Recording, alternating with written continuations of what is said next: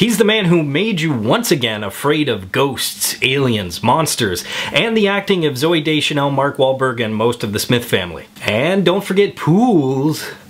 That was in 2 of his movies. Or was it black people you were supposed to be afraid of in Unbreakable? Was that the moral? I haven't watched it in a while. But this time, M. Night's saxophone brings you the most terrifying vision directly from your nightmares. A found footage film.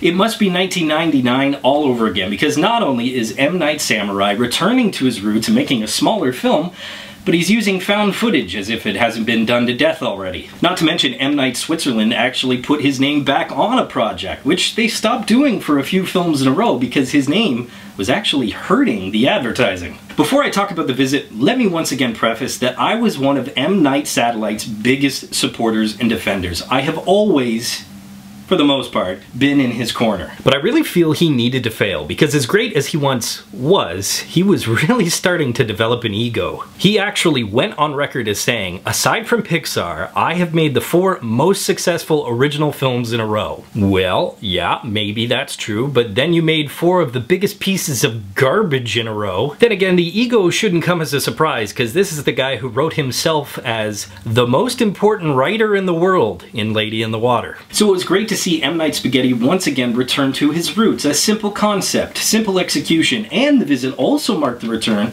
of the trademark M. Night Suffragette twist. Which would have been great, except for the fact that I called the twist 10 minutes into the movie. Now, granted, I might be a little more perceptive than the average moviegoer, but it does tell me something. You think more of yourself than M. Night Syphilis does? No, the sad fact is, he might be becoming a little formulaic, and that is tragic, because 16 years ago, this was the man who rewrote the book on how to write a thriller. It's not just the fact that I called the twist 10 minutes in because I'm a cinematic genius. It's not just the fact that he's using the found footage format. It's the fact that he's actually becoming a little derivative of his own past films. Did you ever notice that M. Night Syllable always has a precocious little child? Or 2? In the one that got it started, it was Cole in The Sixth Sense. In Signs, it was Morgan. In Lady in the Water, it was Joey. All very intelligent, witty, and precocious children who serve a very important purpose within the film. These kids always reveal what's actually happening in the movie, usually through exposition. Sometimes it's prophetic cereal boxes, but you get the idea. Sometimes it's teenaged meta-cinephiles and their prepubescent brother. And with these characters, there were some brilliant touches, but also, most of the time, they kind of fell flat. And that's very important because these 2 young characters are supposed to carry the film. Having Becca, the older sister and filmmaker, played by Olivia de Jong, talk about the merits of documentary-style filmmaking was a little bit clever,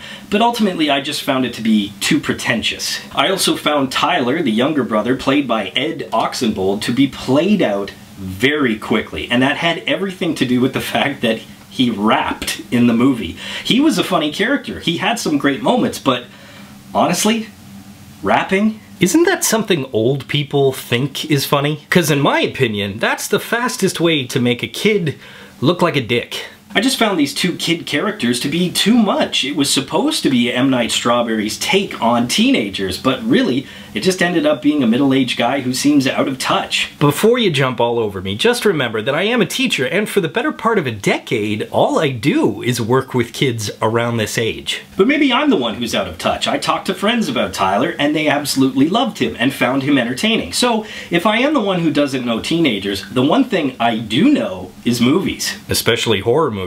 But especially M. Night skeleton horror movies. And at this point in his career, we've seen him try many different things. He's lost touch with the thriller, so he moved on to something like The Village, which I consider his best film, but I'm somewhat alone in that perspective. So he tried a dark fairy tale in Lady in the Water. That didn't really work. So he tried The Happening, his first rated R film, and that certainly didn't work. When the only gruesome thing was Wahlberg and Deschanel's acting. But at least Lady in the Water and The Happening knew what kind of movie it wanted to be. Crappy? I read that M. Night Sycophant used his director's fee from After Earth to fund The Visit, and he actually filmed it with two different versions of the story in mind, one comedic and one horrific. If this story was so important for him to tell, if this was the first step to his glorious comeback, why didn't he have a better idea of the type of movie he wanted to make? And that really sums it up. It's only kind of scary, kind of clever, kind of funny. It is significantly better than his last few films, but that's certainly nothing special. And so it's still a burn it. Sorry, M. Night Cellophane. Oh, come on, that last one doesn't even start with S. Poll question, what is your favorite found footage film? As always, leave your answers in the comments section below. Be sure to subscribe to Real School, follow me on Twitter, and of course, if you get anything out of Real School, you can always give a little back. Just click the link, and you can become a Real School patron. And until next time, school's out.